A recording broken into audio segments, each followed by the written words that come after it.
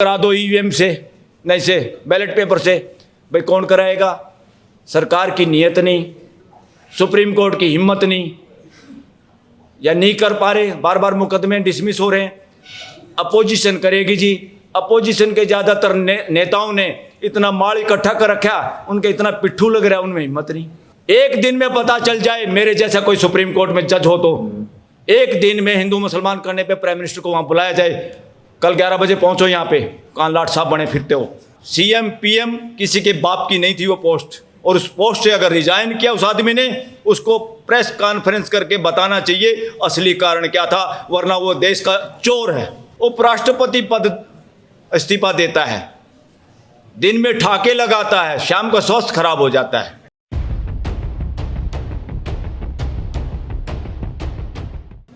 लोकतंत्र में साथियों कोई राजा और बादशाह नहीं होता। लोकतंत्र में सब जिम्मेदारी के साथ लोक सेवक होते हैं। बार बार एक चीज ग्रंथ कथा कहानियों में एक फैलाई जाती है, उससे ये देश नपुंसक है सदियों से। वो क्या कथा कहानी है? और आज की राजनीति भी उसका शिकार है, बुद्धिजीवी भी उसका शिकार हैं। एक कोई खुदा सब कुछ कर रहा है और जिसने बुरे कर्म करे वो भुगत रहा है। इसलिए आप भुगतो आराम से, और एक मसीहा आएगा वो दुनिया को बचाएगा।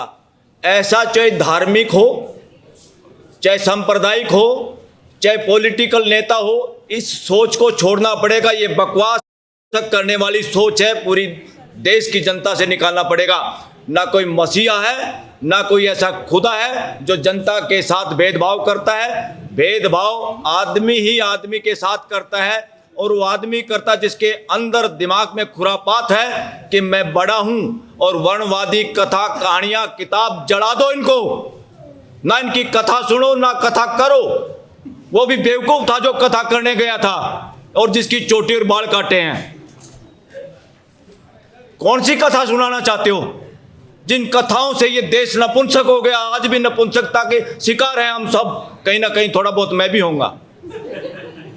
तो प्राइम मिनिस्टर को देखोगे या वाइस प्रेसिडेंट को देखोगे, गृह मंत्री को देखोगे, किसी सीएम को देखोगे, देश में पेट्रोल पंप पे कब्जा कर लिया एक आदमी का फोटो है। भाई कौन है ये भारत का प्रधानमंत्री है। क्या होता है ये भारत का प्रधानमंत्री? कॉन्स्टिट्यूशन के तहत एक जिम्मेदारी की एक नौकरी है, एक पोस्ट है खाली, वरना 140 करोड़ लोगों को हम प्रधानमंत्री कहना शुरू कर देते। पोस्ट एक है, उस पोस्ट पे कुछ आदमी बहुत बार चोर उचक्के लफंगे चरित्रहीन भी चले जाते हैं। तो उसका ये मतलब नहीं है वो महान है। कोई भी पद महान है और पद की गरिमा रखना ही मानता है। साथियों, इस देश में उपराष्ट्रपति पद इस्तीफा देता है, दिन में ठाके लगाता है, शाम का स्वास्थ्य खराब हो जाता है। उसको बनाने के लिए एक प्रक्रिया है, किसी नौकरी के लिए एक प्रक्रिया है, और उसमें कोई नौकरी लग गया और वो नौकरी ज्वाइन करने के बाद वो पोस्ट इस देश की है, किसी के बाप की नहीं है। कोई पद, उपराष्ट्रपति पद किसी पॉलिटिकल पार्टी, बीजेपी, कांग्रेस या किसी नेता, सीएम पीएम किसी के बाप की नहीं थी वो पोस्ट। और उस पोस्ट से अगर रिजाइन किया उस आदमी ने, उसको प्रेस कॉन्फ्रेंस करके बताना चाहिए असली कारण क्या था, वरना वो देश का चोर है, गद्दार है। जब क्या समझ रहे हो बेवकूफ? आप लेटर में लिखते हो मेरा स्वास्थ्य खराब हो गया, देश की जनता को बेवकूफ समझते हो? देश सब समझता है। 140 करोड़ लोग समाचार भी ना पढ़े, घर में माँ का मूड कैसा है, बाप का मूड कैसा है, भाई की शक्ल कैसी है, अनुभव करते ही पता लगा लेते हैं माहौल क्या है, वजह क्या है। पूरा देश उनके इस्तीफे में लिखी हुई बात पे शक करता है और वो झूठ है, और उसी झूठ पे ट्वीट करता है प्रधानमंत्री नरेंद्र मोदी कि उनको बहुत अपॉर्चुनिटी मिली सेवा करने की और उनके स्वास्थ्य के लिए शुभकामनाएं। अरे अपॉर्चुनिटी तो आपको भी मिल रही है, आप भी इस्तीफा दे दो। ये देश थक चुका है तुम्हारी शक्ल देख के भी और तुम्हारी बातें और तुम्हारा कर्म देख के भी। और आप जुगाड़ बना रहे हो, देश का मूर्ख बना रहे हो। और इस मूर्खता के लिए, इस देश की आज के हालात के लिए मैं being advocate, being law student ये कहना चाहूँगा, इस देश की आज की स्थिति के लिए, भय के लिए, ये देश भय रहित तो हो, कोई नेता अभिनेता इस देश को डरा ना पाए, कोई ईडी, सीबीआई, पीएमएलए, यूएपीए इस देश के लोगों को, जवानों को जेल में ना डाल सके, इससे बचाने की ड्यूटी, संविधान को बचाने की ड्यूटी हमने किसी को दे रखी देश के मालिकों ने, तो उसका नाम है judiciary, constitutional judiciary, high court और सुप्रीम कोर्ट। इस देश की नपुंसकता के लिए आज जिम्मेदार कोई है तो इस देश की सुप्रीम कोर्ट और देश की सभी हाई कोर्ट शामिल हैं उसमें। ये बात एक एक सिटीजन तक पहुंचानी पड़ेगी। और ये कौन पहुंचाएंगे? वकीलों की ड्यूटी है इसमें। वकीलों की क्यों ड्यूटी है? उनको संविधान का पता है, संविधान के लिए वो आर्गुमेंट करते हैं, और वकील ही ना बोलेंगे तो देश को तो वैसे कोई कंटेम्प्ट ऑफ कोर्ट में, कोई ईडी से, कोई पीएमएलए, कोई इनकम टैक्स से डराएगा। अरे हिम्मत है तो इस देश का प्रधानमंत्री और गृह मंत्री नार्को टेस्ट कराए और देश में सर्वे करे। और देश की क्या भाषा आ रही है, सारे देश के लोग, डिफरेंट तरह के लोग मिलने आते हैं, बताते हैं। मैं देश के लोगों का सर्वे बता रहा हूँ, जितने लोगों से हमारी मुलाकात और बात होती है, वो कहते हैं कहाँ तक इन बातों से डरोगे, किससे डरोगे, क्यों डरोगे? हिम्मत है तो नार्को टेस्ट कराए नरेंद्र मोदी। और उपराष्ट्रपति कृषक समाज की भी तौहीन है अगर उसने प्रेस कॉन्फ्रेंस करके ये नहीं बताया सच्चाई क्या है, वरना वो इस देश के लिए गद्दारी कर रहा है, इस देश की जनता के लिए। वो पोस्ट देश की जनता की पोस्ट थी, किसी के बाप ने आपको खैरात में नहीं दी थी, किसी ने आपको एहसान नहीं किया था। बीजेपी की बपौती नहीं है ये देश कि बीजेपी ने आपको राष्ट्रपति बना दिया। बीजेपी के बाप का देश नहीं है, कांग्रेस के बाप का देश नहीं है ये देश, इस देश के 140 करोड़ मालिकों का देश है ये। इसलिए कोई ये सोचे हमने इसको बना दिया, हमने उसको बना दिया। और दूसरा, नपुंसक बनाने के लिए जिम्मेदार इस देश की पार्लियामेंट है, जिसमें हमारे जनप्रतिनिधि, मुंह से बोलने वाले चौकीदार बैठे हैं एमपीओ के रूप में, चाहे राज्यसभा चाहे लोकसभा। जिसको देखो कैरियर कैरियर, बच्चे 40-40 साल के हो रहे, उम्र नहीं, शादियां नहीं हो रही हैं तो डाइवोर्स और दुनिया भर के फैमिली डिस्प्यूट सुप्रीम कोर्ट में सबसे ज़्यादा पढ़े लिखे लोगों के हैं, जो दोनों नौकरियां करते हैं।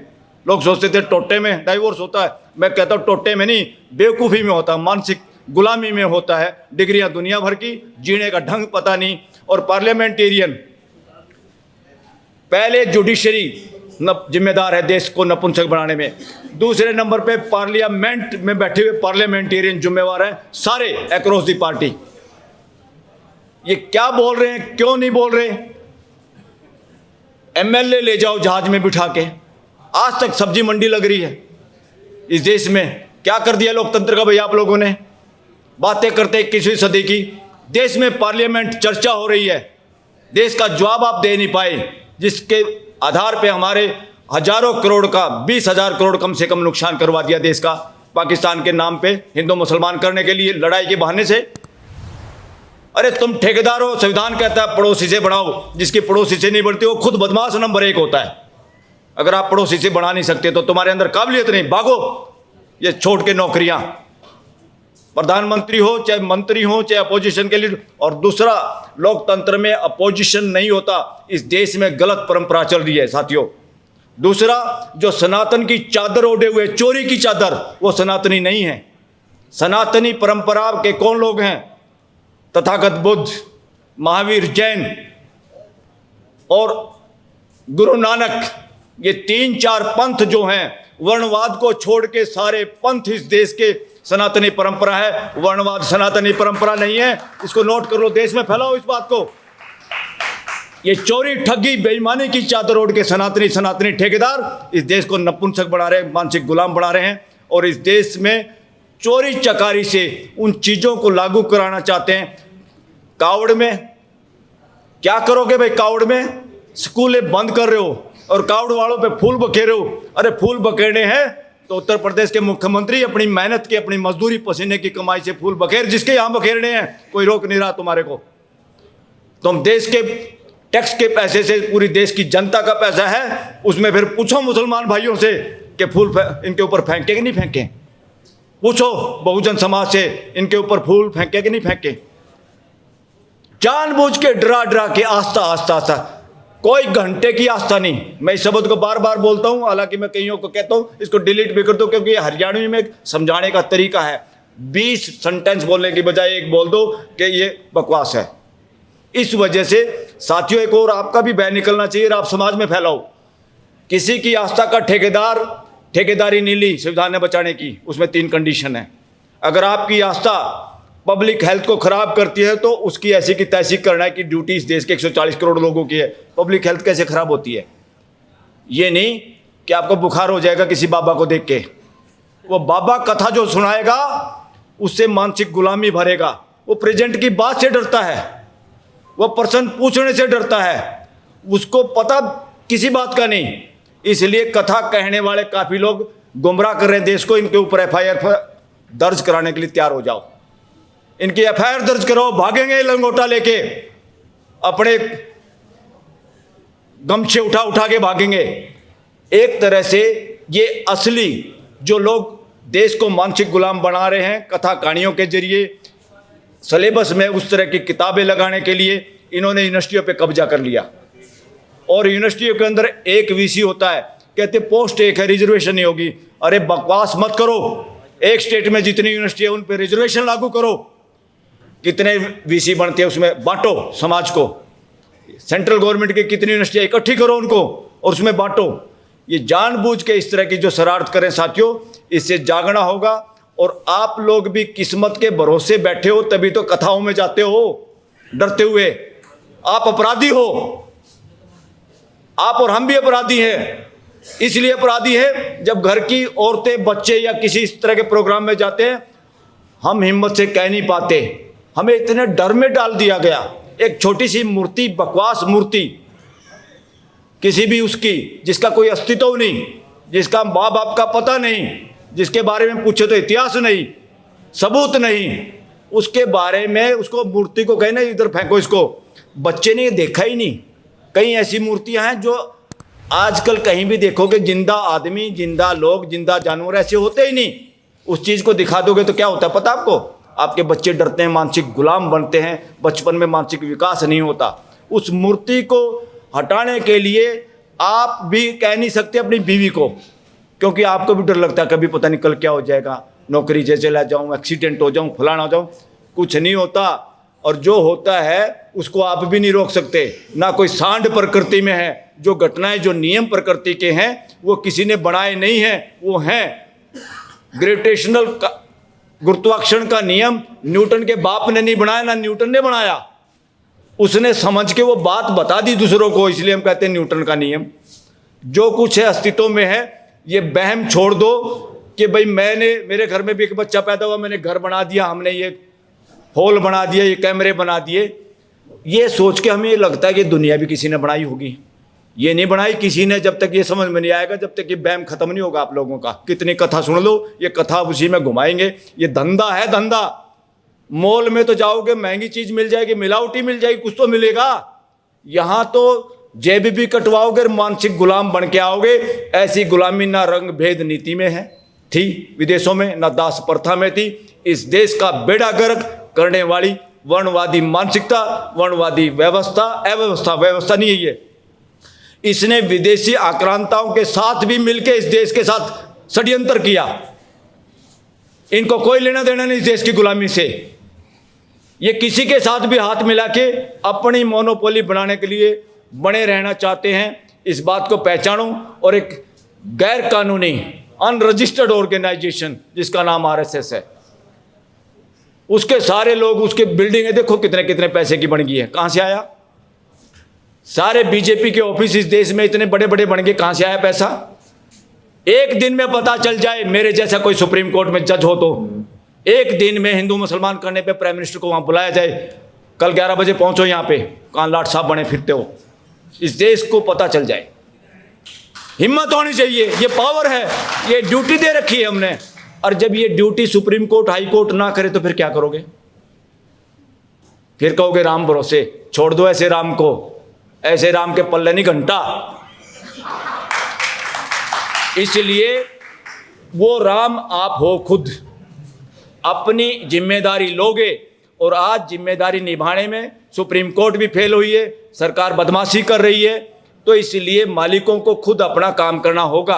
आपने घर में जो चौकीदार छोड़ रखा है वही अगले गेट कीपर के साथ मिला हुआ है, तो घर के मालिक क्या करेंगे? अपनी सुरक्षा खुद करनी है। और अब ये जो बार बार कह रहे इससे करा दो ईवीएम से, नहीं से बैलेट पेपर से, भाई कौन कराएगा? सरकार की नीयत नहीं, सुप्रीम कोर्ट की हिम्मत नहीं, या नहीं कर पा रहे, बार बार मुकदमे डिसमिस हो रहे हैं। अपोजिशन करेगी जी।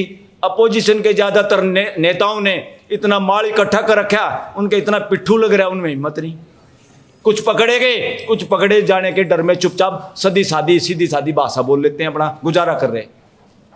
तो इसलिए साथियों, अगर आज हिम्मत है तो मैं आह्वान करता हूं सारे इन ऑर्गेनाइजेशन से कि आओ मिलकर तय करें। कांग्रेस और राहुल गांधी किसी एक की बात ना देखें।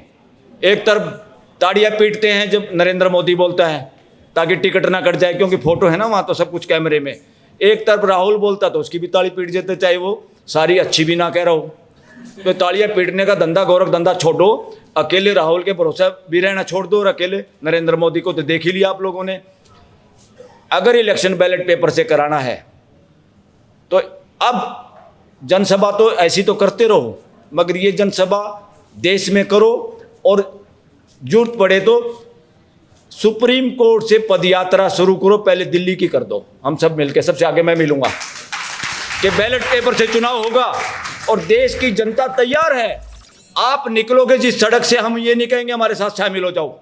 दिल्ली के लोग बहुत डरपोक भी हैं, क्योंकि सबको गुजारा करना, किसी को किराया देना है, किसी को अपने बच्चे पढ़ाने हैं। सारा शहर उलझ पुलझ हो रहा है, सब भय में हैं बेचारे। इसलिए मैं दिल्ली को कहता हूँ नौकरों का शहर। ये नौकरों का शहर है, नौकरों में हिम्मत नहीं होती। सब गुजारे के चक्कर में कई करोड़ लोग इकट्ठे हो रहे हैं यहाँ पे, मगर सब हिम्मती हैं, जायज़ बात का सब साथ देना चाहते हैं। अगर एक पदयात्रा निकाले, चाहे हम 50 आदमी हों, हम ये कहेंगे किसी को नहीं आना भाई, सिर्फ अपने घरों के बाहर या एक बार सड़क पे आके शक्ल दिखा दो जिसके दिल करता हो। तो देखना सड़क के दोनों तरफ कितने लोग होंगे। जब आपको पता चल जाए, इस देश को भी पता चल जाएगा, और ये ईवीएम फिर अपने आप ताले में बंद हो जाएगी। रद्दी में बेचनी पड़ेगी, ऑक्शन करनी पड़ेगी ईवीएम मशीनों की इस देश के अंदर। वही एक तरीका, बाकी कोई तरीका नहीं। जब संविधान को बचाने में, संविधान के हिसाब से सिस्टम को लागू करने में कोर्टें फेल हो जाती हैं, तो देश के लोगों के साथ जनरल बॉडी है ये देश। जब आपकी सोसाइटी की टीम, एग्जीक्यूटिव कमेटी करप्ट हो जाती है, काम नहीं कर पाती, नपुंसक हो जाती है, तो जनरल बॉडी मीटिंग ही डिसाइड करती है, उन्हीं को काम करना होता। आओ मिलके वो सब काम करें। और देश में रिजर्वेशन, ये बहुत सारे लोगों के दिमाग में बड़ी गड़बड़ रहती है। रिजर्वेशन से बहुत फुदकते हैं। क्यों फुदकते हैं? काटड़ू भी भैंस का दूध पीने से जब उसको हटाते हैं वो भी फुदकता, छोड़ता नहीं। जिनको चस्का लगा हुआ ना गैर कानूनी, गैर बराबरी बेनिफिट उठाने का, वो इसको छूटने नहीं देंगे। उनको समझाने का भी है साथ साथ, और दूसरे तरीके से वोटिंग की ताकत से भी समझाने के कई तरीके होते हैं। वो हर तरीका अपनाना पड़ेगा। संविधान के दायरे में रहते हुए हमें तुरंत अगर इम्प्लीमेंट करना हो तो ये इंतजार ना करें कि कोई पॉलिटिकल पार्टी का अध्यक्ष भाई यहाँ राहुल निकालेगा यात्रा। अरे राहुल क्यों निकालेगा? सारे ठेकेदारी राहुल को क्यों दे रहे हो? एक सांड चाहिए क्या देश को? यही तो वर्णवादी व्यवस्था है। वर्णवाद में है क्या? मैं खास, मैं बड़ा, मैं देव, मैं देवता। अरे देवता नहीं चाहिए, मानस चाहिए। बहुत दिन हो लिए इन देवताओं के चक्कर में, इन गॉड के चक्कर में, गॉड के चक्कर में इसी तीसी होली पूरे समाज की।